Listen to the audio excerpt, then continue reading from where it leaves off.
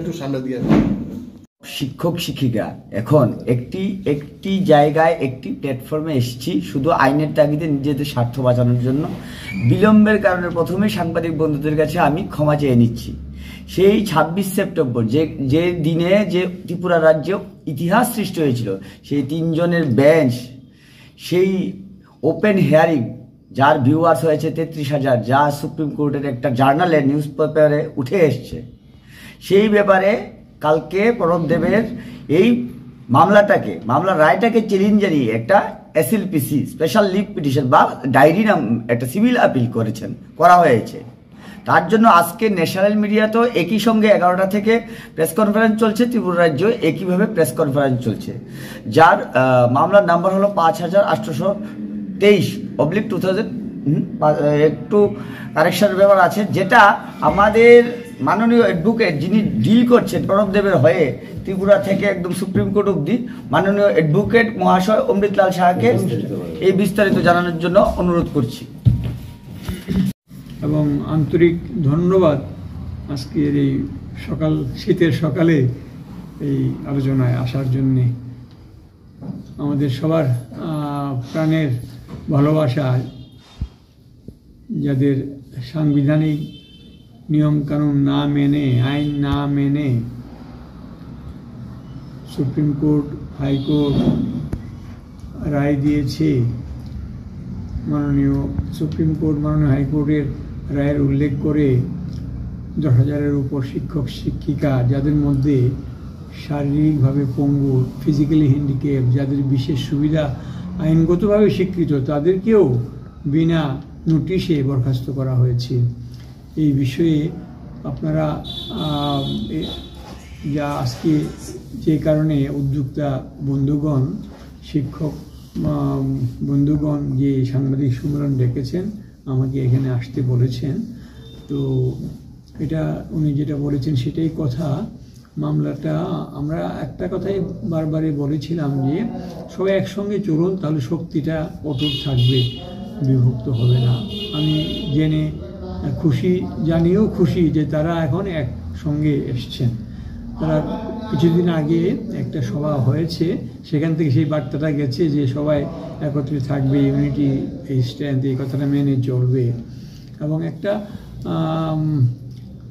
প্রাথমিক নাম দিয়েছে, যে কোনো লোক থাকতেই পারে যারা রাজনীতির সঙ্গে যুক্ত, কিন্তু আমি যে পরামর্শ যেটা দিয়েছি আইনের জগতের লোক হিসাবে, আইনের ছাত্র হিসাবে, যে এটার মধ্যে এই সংগঠনটা অরাজনৈতিক হবে। তাহলে হবে কি যে প্রচারটা তারা সবাই হয়তো জানেন না, বুঝেন না, বা বুঝেও কেউ হয়তো বোঝাতে দিতে চান না সবাইকে যে এই রাজনীতির কারণে তাদের দুর্বলতা আছে। রাজনীতি নেতারা যদি তাদেরকে পরিচালিত করেন তাহলে এক করতে থাকতে পারেন না, কেউ এদিকে যেতে বলেন, কেউ ওইদিকে যেতে বলেন। এটা নিশ্চয়ই যেতে পারেন, রাজনীতি করার গণতান্ত্রিক অধিকার, সাংবিধানিক অধিকার, তারা করবেন, কিন্তু এই কর্মচারীদের স্বার্থে একত্রে থাকলে ভালো। আইনজীবী একজনের জায়গায় 10 জন নিয়ে করুন, বিভিন্ন দলের আপত্তি নেই, কিন্তু আইনের পরামর্শ এক, আর আমাকে পেছনে যদি কেউ টানেন অন্যদিকে যেতে, সেটা আরেক কথা। সেটা তো একটা প্রাথমিক কথা, একত্রে হয়েছেন, সেটা আনন্দে তাদেরকে ধন্যবাদ জানাই। আসল জিনিসটা হলো যে তাদের যে বরখাস্ত করা হয়েছে সেটা কোনো নোটিশ না দিয়ে, যেটা নাকি একটা সাংবিধানিক অধিকার। এই প্রশ্ন, অনেকগুলি মামলা হয়েছে আগে, 1 ডজনের বেশি মামলা হয়েছে, সবগুলি মামলায় বিরুদ্ধে গেছে, কিন্তু যে মামলাটা সর্বশেষ ত্রিপুরা হাইকোর্টে, মাননীয় ত্রিপুরা হাইকোর্টে যে বিষয়টা আমি তুলেছিলাম যে সাংবিধানিক কিছু প্রশ্ন, সেই প্রশ্নের সমস্ত বিষয়গুলি আলোচনা করবার জন্য আইনগতভাবে একটা সর্বোচ্চ আদালতে ত্রিপুরার যে ফুল কোর্ট, তৎকালীন সময়ে 3 জনের বেঞ্চ, 3 জনই ছিলেন, আর কোনো জজ ছিলেন না। মাননীয় ত্রিপুরা হাইকোর্টের মাননীয় বিচারক 3 জন বসে সেই মামলার বিচার করেছেন। এই ভারতবর্ষের মধ্যে ত্রিপুরা হাইকোর্টের এই প্রথম লাইভ স্ট্রিমিং হয়েছে, যা নাকি সারা ভারতবর্ষে ত্রিপুরা মিলিয়ে 33,000-এর বেশি লাইভ ভিউজ হয়েছে। এটা সুপ্রিম কোর্টের যে জার্নাল আছে সেটাতে প্রকাশিত হয়েছে, এবং আমাদের বিশ্বাস এটা আমাদের একটা ঐতিহাসিক ঘটনা হয়েছে। এবং যেহেতু এখানে সেই সাংবিধানিক প্রশ্নের রায়গুলি আমাদের পক্ষে আসেনি, তার মানে আমরা ব্যর্থ হয়েছি, বোঝাতে ব্যর্থ হয়েছি। এটা এখানকার অ্যাডভোকেট হিসেবে আমারও ব্যর্থতা যে আমি ব্যর্থ হয়েছি। আমরা কথা বলার আগে আরেকটা কথা বলা দরকার, আমরা কেউ যাতে, আমি সবসময় বলেছি, আমি নিজেও বলি যে কোনো হাইকোর্ট, মাননীয় হাইকোর্ট, মাননীয় সুপ্রিম কোর্টে অশ্রদ্ধা করে, নিন্দা করে বা কোনো অনারেবল জাজকে নিন্দা করে কোনো বক্তব্য যাতে কেউ না রাখেন। আইনের বিচার আইনের দৃষ্টিতে হবে। আমরা আইনের প্রশ্ন তুলেছি, সংবিধানের প্রশ্ন তুলেছি, আমরা ব্যর্থ হয়েছি। তার জন্য তারা শিক্ষক সমাজের একটা আইনগত অধিকার আছে, সাংবিধানিক অধিকার আছে এটা আপিল করার। তারা সিদ্ধান্ত নিয়েছে সমবেতভাবে যে সুপ্রিম কোর্টে আপিল করবেন, তারা আপিল করেছেন। সেই আপিল সুপ্রিম কোর্টের অভিজ্ঞ অ্যাডভোকেটগণ আছেন, সিনিয়র অ্যাডভোকেটদের পরামর্শে এবং সার্ভিস ল কর্মচারী আইনের বিষয়ে যারা এক্সপার্ট লয়ার আছেন তাদের সঙ্গে পরামর্শক্রমে সেটা ড্রাফটিং করা হয়েছে। শেষ পর্যন্ত এফিডেভিট সহ গতকাল হাইকোর্টে জমা পড়েছে, তার মাননীয় সুপ্রিম কোর্টে জমা পড়েছে। তার ডায়েরি নাম্বার হলো 5284। ঠিক আছে কি নাম্বারটা ভালো করে দেখে বলো, ভুল যাতে না হয়। এটা diary number, diary civil diary number 52,984/2023। কত? 52,984/2023।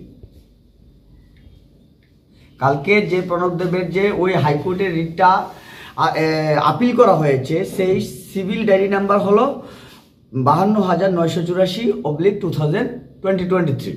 কালকে এটা সাবমিট হয়েছে কেসটা।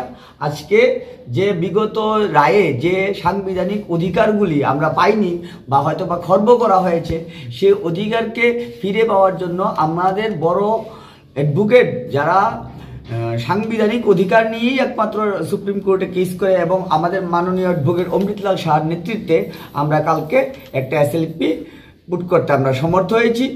আগামী রোববারে আমাদের আরেকটা বৃহত্তর মিটিং হবে, কারণ একটা এসএলপি আর একটা রিটের জন্য আলোচনাক্রমে, আইনি আলোচনাক্রমে, যেখানে আমাদের মাননীয় চিফ গেস্ট সেখানেও অমৃতলাল শাহ থাকবেন আলোচনার মাধ্যমে, তা স্পষ্ট করবেন। আপনাদেরও সেখানে আমন্ত্রিত।